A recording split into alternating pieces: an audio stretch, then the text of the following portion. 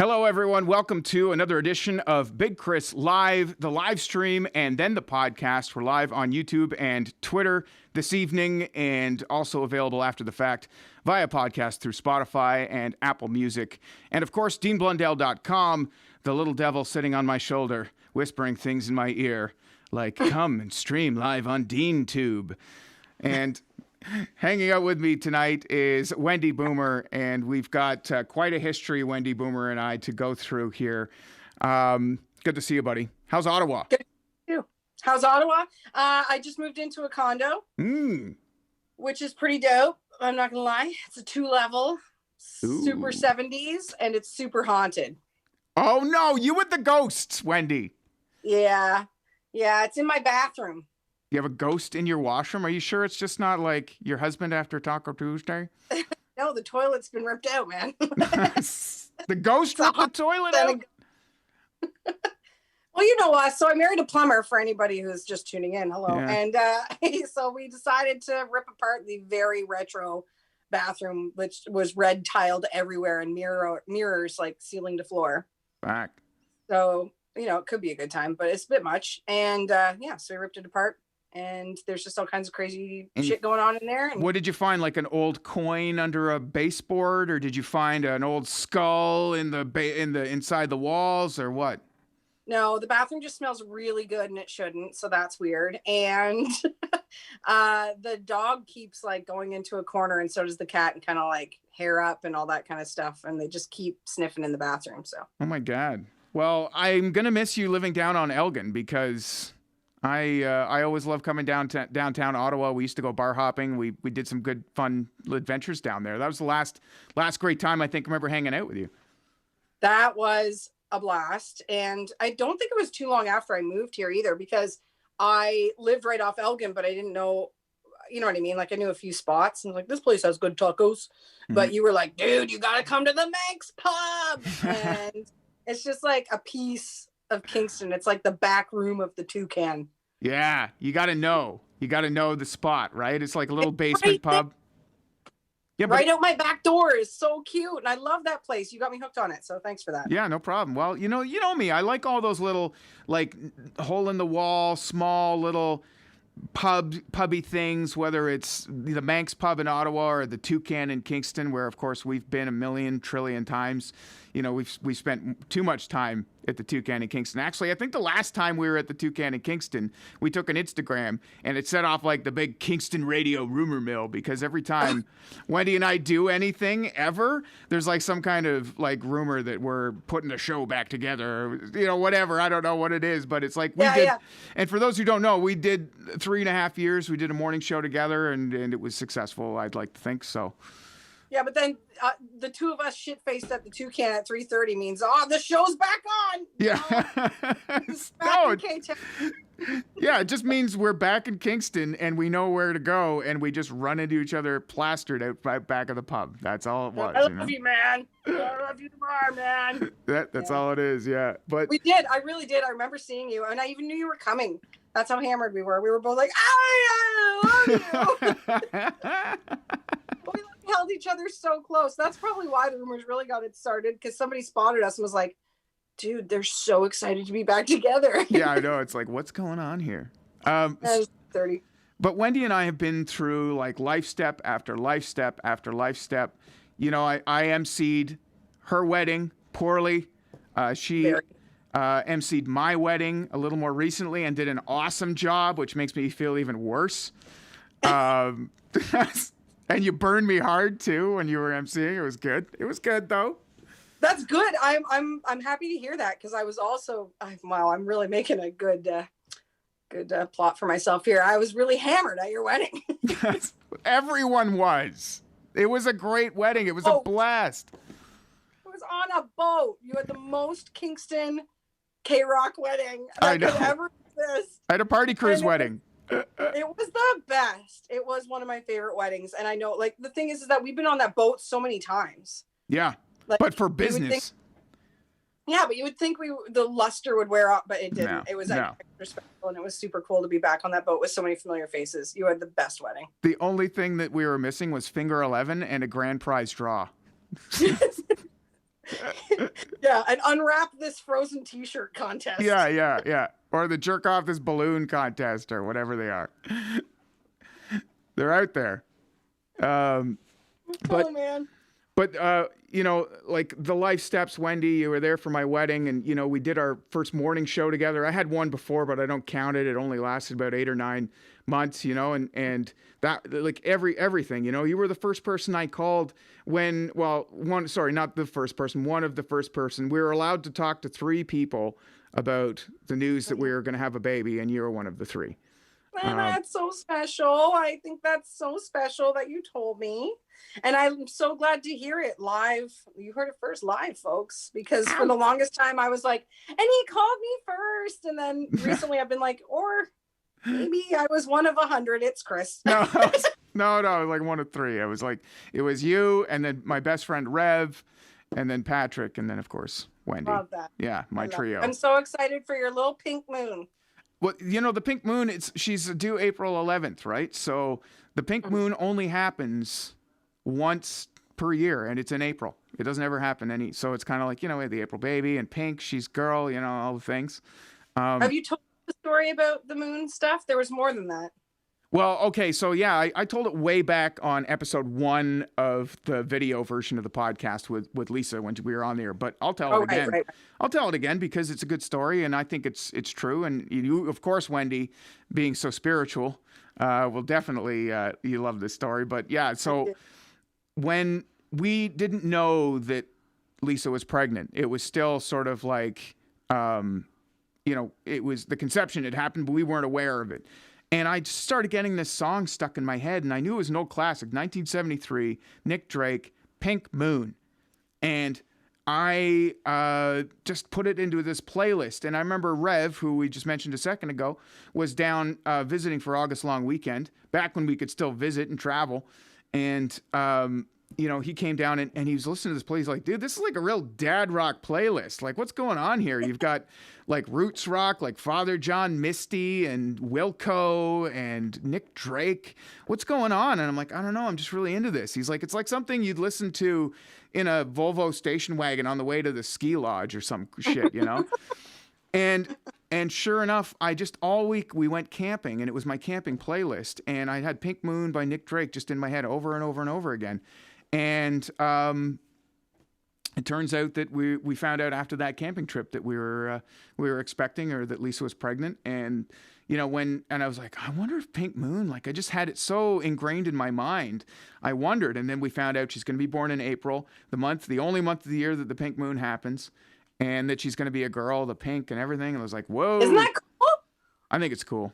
Yeah. That's so cool. I do think it's cool. I remember when you called me and told me that story. I thought it was really, really cool and super cute. And it really also kind of freaked me out because I was like, who is this man? And Wendy is gonna be a little girl, and it's a pink moon. I put a pink moon on a playlist. I'm already almost crying, and I was like, "Holy crap! This is a big old difference from the boy I once knew." Well, I'm very proud of you. When we did a morning radio show together, I was a very different person. It's true. And when I showed up, called yourself? What's that? Do you remember what you called yourself? No. You were the mighty. I called myself the mighty Cocksmith. I didn't call myself that, did I? Mm-hmm. Oh, really? Oh, wow. See, I was a different person. But that person back then would want to punch the person now in the face. That's the weird thing. Like, I showed up in Kingston with a stack of records under my arm and, a record player, and that's about it. And I lived in the Econo Lodge for a month, and there was a big crack through the window. Like, that was a different dude back then, but. Did you not write a book during that? Honestly, that was your only goal. I did, yeah. You started. Yeah, I've got a couple of manuscripts floating around in a desk drawer here and there. Nothing permanent, nothing, nothing worth sharing with anyone, I don't think, but. The time you went to Cuba with just your typewriter and not like anything new and fangly, like the old school Hunter S. Like I can't even imagine what customs thought of you. The Cuban. Well, I was so big back then too. Don't forget, I was like 450 pounds too. So, Yep. like, yeah, and yeah, I don't know whether anyone, those little tiny Cuban guys, I don't know if they wanted to mess with me. You know, like, oh, Yeah, they're see, like, take just, your yeah, typewriter. yeah, sure. Yeah. That killed me though. Oh, you've come a long way, my friend. Cheers Thank to you. that. Thanks. Yeah, I know. Cheers indeed. I don't have anything to cheers with except for the scented candle, but I'll cheers with that too. Oh my Such a- God. Look at the scented candle and this dad sweater. I've already morphed, Wendy.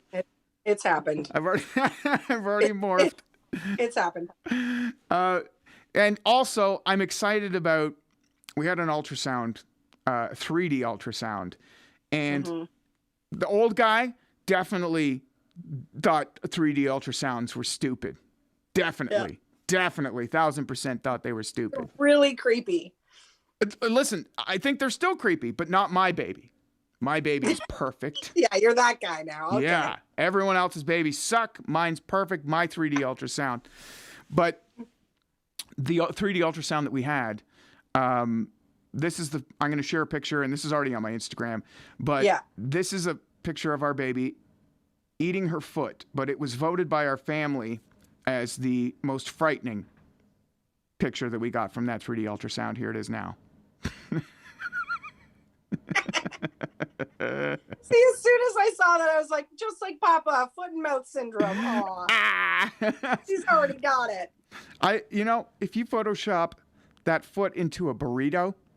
I've seen that face. 3 a.m, just. Definitely seen that face.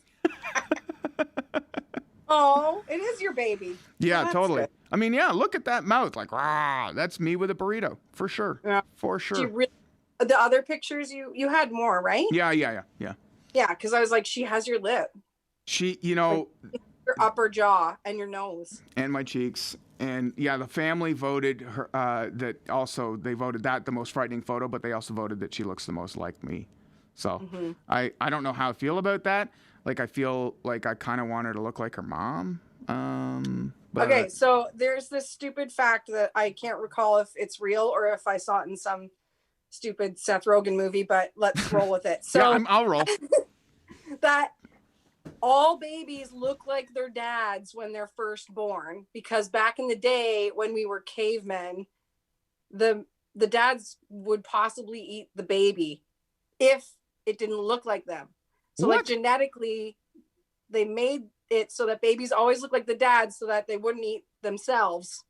And then gradually over time, it will change. But also anybody who has ever had a kid that I've known, babies, you'll see this where it'll be like, one day you'll walk in, you'll go to the crib and you'll be like, oh God, that's mine. That's mean. And then the next day you'll be like, it's 100% Lisa.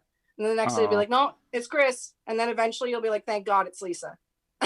Yeah, I know. I hope that's when the morphing is done. I hope that it just settles on Lisa. Please. That would be great. I mean, trust me. I mean, I don't know. I don't know if I have very cute feminine features. We'll find out. We'll find out. I still think she's going to be great. Anyways. As long as Lisa's freckles, we're all good. Yeah, totally. You know how I feel about freckles, Wendy. Yeah. I know why you married the woman. Big fan. Yeah, exactly. Big fan. So I thought too that since you've had enough drinks here, Wendy, you're nice and relaxed. Brace yourself for a minute, because that was my baby's ultrasound, which was slightly frightening. But why don't we take a look at some of the most frightening 3D ultrasounds of all time? Are you ready? Strap in. You're sitting down, right? Mm-hmm. How about this one? What is going on there? No. That's not a baby's face. Yeah, it is apparently. It's I feel horrible about saying anything about that. It looks like a smushed panda face. That's all I can see. it looks like a leprosy face. Oh, now I see. Ooh. Yeah. Oh, it's this way. Like it's looking up at me. Yes. Oh. Yeah, no, that's scary. Yeah. And how about this one? I think is the contender for the all-time scariest 3D ultrasound. Meet Damien, everybody.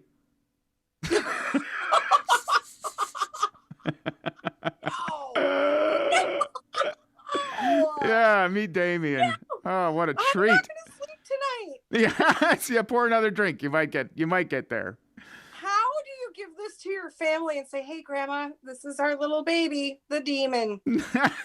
Baby Damien. Put And that then on the Grandma mantle. says, "Yeah, this will go right up on the fridge. I love it anyway." You're doing your grandma voice. That's your actual grandma's voice. Yes. Then throw holy water at the fridge every day. We're going to have Wendy back on more upcoming episodes. So, first of all, we got to have you back on because Wendy works in country radio now, and I don't fucking have a clue why. You're going to have to explain it to me because I've had a podcast previously. If you scroll back, what is the deal with wrestling? And I had a bunch of wrestling enthusiasts come on and convince me why wrestling is great. Now, Wendy, the ball will be in your court in a future episode to convince me that country music is great. Did you not see the video I just posted the other day? No. I saw Brad Paisley a few years back, and it was at the K-Rock Center. It was still called that then. Mm-hmm. And I was on stage at a bar being served beer by a bobblehead Brad Paisley. How does it get any better than that, man? I will say country music people or country music in general parties hard. Like, I will give them that. Like, it's probably harder partying than the metal scene these days. Most people who are into the metal and punk now they went vegan somehow. I'm not sure what happened there. Why do you think I switched over? Yes. Yeah, that's where the real rebels are. Yeah. And they love meat in country music. They just love meat. I don't know what kind of, like, just meat in general. Yeah, No? barbecues and smoking and all that kind of stuff. So yeah, I don't have to go vegan anytime soon. That's good. If it changes in country, I don't know. Where do I go to next? Pop, ain't it? No, yeah, you'll be out of No, you'll be not out of enough meat options. over there. No, gotta have the meat. Wendy likes the meat.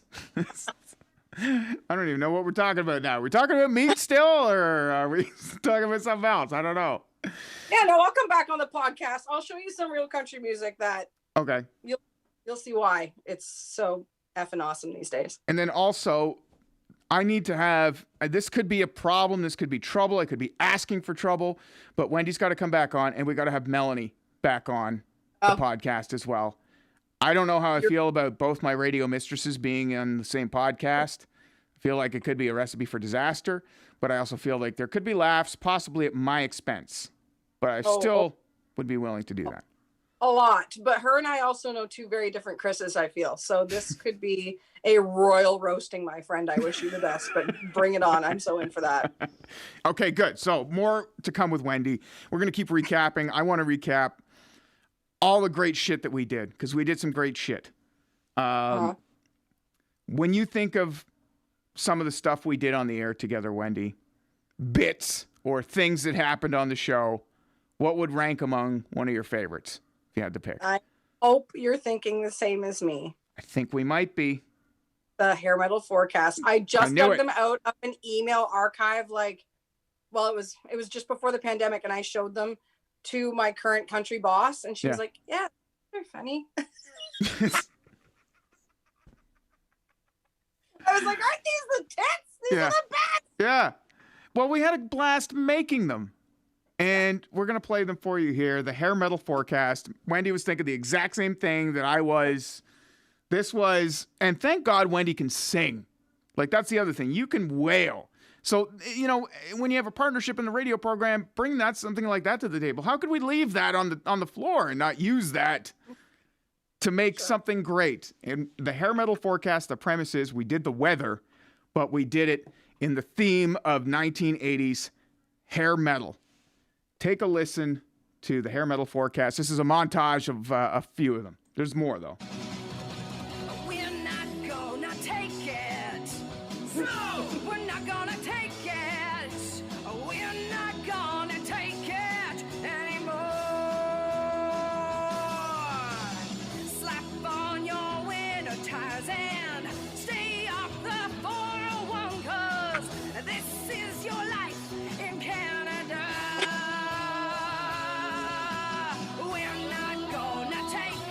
Snow! We're not gonna take it.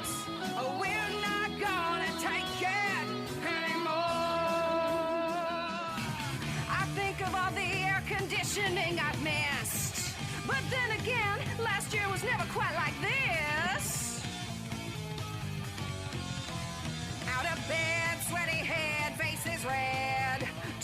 t-shirts.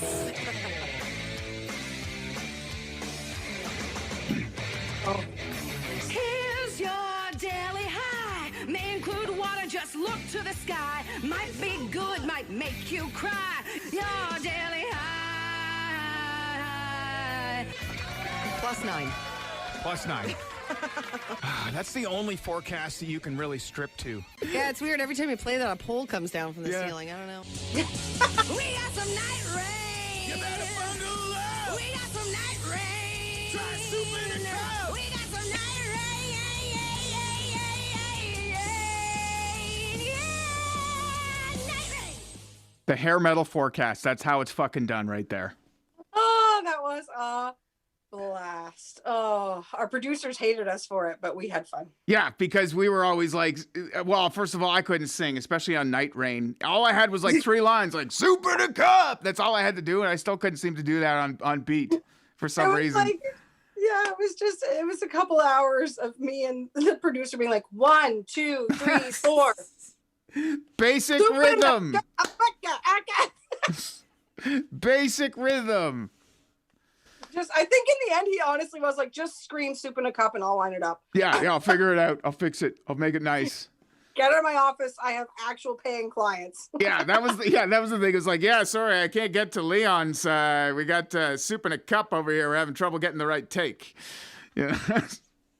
But Oh, it was a fun. I love bits. I love radio bits. Nobody does bits anymore like that. The big produced bit. Yeah. And Yeah. you get everybody in. Yeah. Yeah. Those are good. I mean, the fun part was making them. I think that was, the camaraderie. We go out and we puff a doob in the parking lot, or we sit in the stairwell and write up these crazy lyrics. I mean, like coming up with these parodies. It's the best. Something else that I love that we always did was we had some pretty wild callers. Now, for some reason, I've got this weird magnet inside me, Wendy, you too, attract weirdos to either call into the radio station, or if I'm sitting on a bus, like a public transit, the weirdo will always come and sit next to me and try and talk to me. I'm just one of those type of people. Yeah. We had those type of people who also called into our show. More so during our time than ever, I think, in my life. And I worked in Hamilton and Cornwall. Yeah. Hamilton and Cornwall, Ontario did not produce this amount of interesting phone calls. That says a lot. That we had during our time at K-Rock with Wendy and I.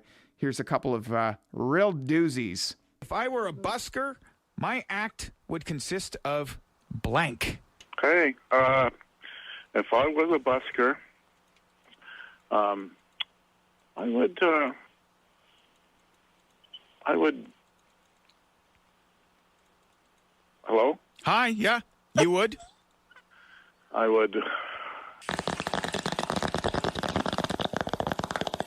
take some building blocks and build something like a castle or something out of styrofoam or whatever blocks needed, and build something neat, captivate the audience, and then have one of the kids that are watching you come and knock it down.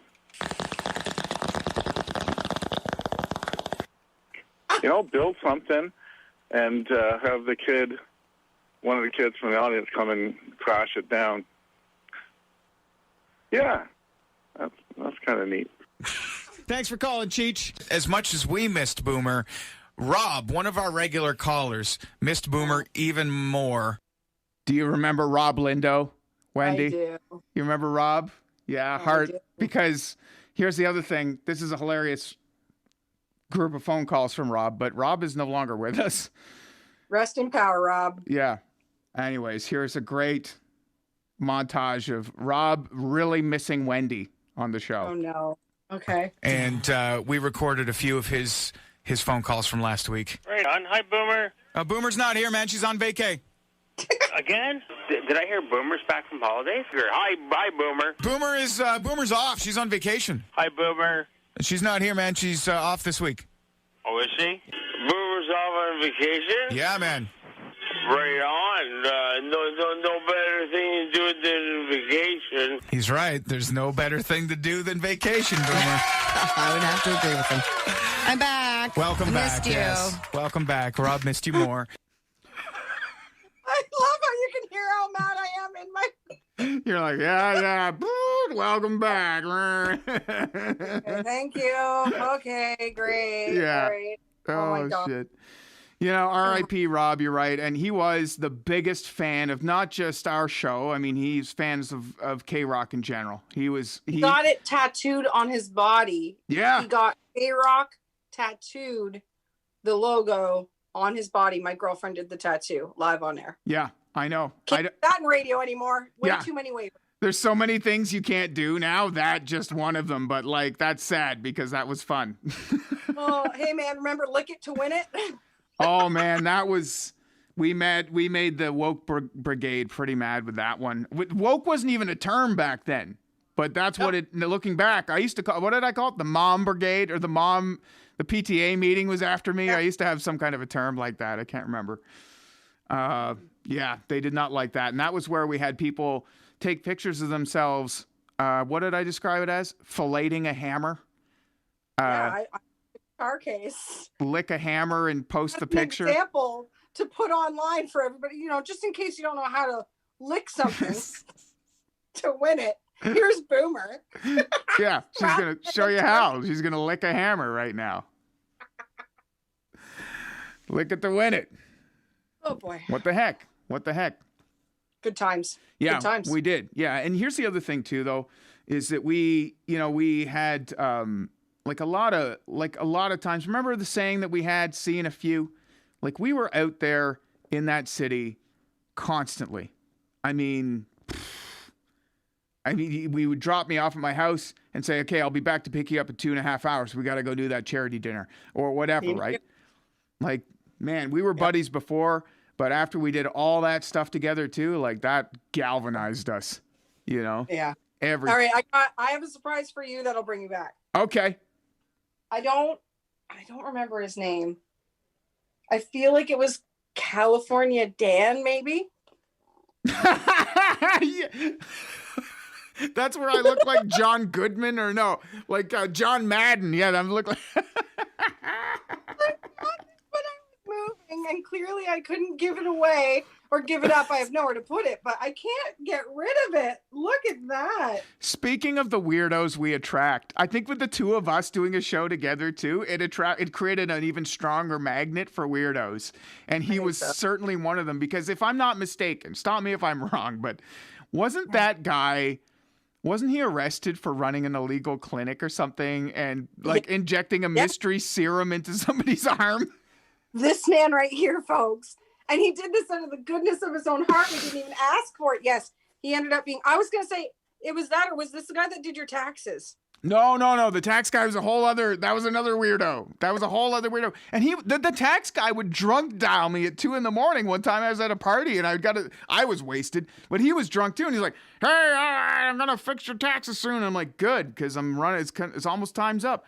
But yeah, so there was this California John guy, the weird nurse. And then shortly thereafter, the tax guy showed up. I don't remember his name, but all I know is that I was under the impression that he did my taxes and filed my taxes when he did not. Anyways, it was a whole You were mess. so pissed. I was really angry, yeah. Which is fair. Like it's totally fair. But it's one of those big Kris moments where I remember Tony and I kind of being like, This fucking guy. Told you so. Yeah, it was a told you so moment for sure. You guys were like, don't fucking do this. What are you talking about? But the sales department brought us this client who's like, yeah, he's a tax guy. He wants to do your taxes live on the air as a stunt or whatever. And he says he's going to pay the bill or whatever. And guess what? He didn't do my taxes. He came on the air and pretended to do them. We spent a whole show on that guy. And then he didn't pay his bill at the radio station either. So, and he didn't do my taxes, and he had my phone number and was drunk dialing me for months afterwards. Yeah. Wasn't the first time you met him at a Subway or something though, and that's when Tony and I were like, dude. I think I met him at I thought it was the public library at the photocopy section. I'm not entirely sure. Oh, so much better. I know, it was so weird. It was so long ago too, but it's just unforgettably weird, Yeah. That was some weird stuff. Was but it wasn't jails? that long ago. That's what's crazy too, right? Yeah, it wasn't, Was it the jails though? Wendell? Like, was it the jails in Kingston? Oh, like that Yeah, produced hell these? yeah, man. I mean, you come from, it's a prison city. Like, it's a prison friggin' city. We had people who would call in all the time with their one call a month, and then you'd have people, the letters. Like, I think Jeff Code still gets letters every weekend. Oh my God. The magic of Jeff Code. This guy does this country radio show on, is he still doing it? Yes. On Sunday afternoons, and he spins old Mornings. classic, Sunday mornings, old classic country vinyl records and takes requests, and it's like the biggest request show. It's Still does it. ridiculous. And yeah, and they Still would, get letters from prison every week. I bet he does. Yeah, I'm sure he does. I mean, they need to hear the friggin' daddy did his daughter / dog is dead / tractor broke music. Sorry. That's another episode. I'm sorry. That's another episode entirely. I'm sorry. Tune in next week, folks, because he's wrong. Yeah, that's the promo right there. He's wrong. Oh, man. All right. So we did hair metal forecast. We did drunk calls. And there is one more bit that I don't know if this is a bit, but this is something we could maybe touch on. Do you pee in the shower? I have, but I don't make a regular habit of it. That friggin' clip drives me crazy. So you might recognize that voice. Do you pee in the shower? I have, but I don't make a regular habit of it. That is now our Prime Minister, Justin Trudeau. Okay, when we went to do this, I don't even remember. What was he in town for? Like, why were we? He was not even, he was a member of Parliament, and he was just on a speaking tour. They had just sort of announced that they were going to make legalizing pot part of the thing. I think that was part of why he was coming to speak at Queen's University. And why you would be so enthralled? Because weren't we stoned when we went to this thing? We might have. Because all I remember is we're in this room at Queen's, and which you and I have both been to a million times. Yeah. Like, anyway, and we're in this room, and all of a sudden you turn to me and you're like, Wendy, I think that painting just looked at me. Are we in fucking Hogwarts? That gargoyle's making a weird face. Like, of all things to remember, right? Yeah. But I think, like, you were in your prime. In those moments, like, you were jacked, but you knew what you wanted. You knew what your goal was. And Wendy was full-blown just like, I don't know what to do. This is totally out of my element. I don't know what a scrum is. I don't know what we're doing here. And I don't know what you're going to ask this guy. And I don't want to be a part of it at all. Can we go? Can we go? Yeah, and, you were probably the voice of reason in a lot of ways, but... Do you pee in the shower? I have, but I don't make a regular habit of it. But I had to get it, man. I had to get it. I was just like... Well, you nailed it, because I was so worried about you when you went into the group of, like, these real newsy news types who were really there to get a soundbite from him about politics. And can I just say this really quickly? Yeah. You actually know your politics. Like, you're actually really smart. You actually genuinely know. Look at me. I'm like, he's actually really brilliant, folks. But you do. You're interested in it. You know what you're talking about. So I thought you were going to go up and ask something real and then maybe throw out some ditch question. But you were so jacked and you were nervous that you weren't going to get anything unless you asked the question. So you just dove your mic in there. Jumped in. Full on. And he responded, and actually everybody loved it. That was the best part too, was that this entire gallery of journalists and everybody had this awesome laugh. And you know me best, Wendy. There is nothing more than I love to have an entire room of people bent over laughing in a, I can't believe he fucking asked that, or I can't believe he just did that kind of way. It was the best. I emceed your wedding, and I don't know if I've ever seen you walk with your head higher, but after the moment that you asked Justin Trudeau if he peed in the shower. Yeah, those are like the top two, like, just walking proud moments in my life. Let's go. Work is done here, kiddo. Well, it's been a great chat, Wendy. I'm glad we could wrap up on that old classic. Do you pee in the shower? I have, but I don't make a regular habit of it. Unforgettable. We did some great shit together, buddy, and I hope that you can come back on the podcast and we'll just keep on doing some fun, great shit. Maybe not hair metal forecasts or bits, radio bits, but I'll teach you a thing or two about country, and Mel and I will whoop your ass. Let's do this. Yeah, I'm starting to like reconsider that part. I'm not sure entirely. But anyways, thank you everybody for listening to another episode of Big Kris Live. We are streaming live right now via YouTube and Twitter. And of course, you can find us after the fact via Spotify and Apple Podcasts, DeanBlundell.com. Thank you for hosting and for, well, basically keeping me on the air, because Facebook has me still in jail, as we found out tonight. Have a good one, everybody. Been fun.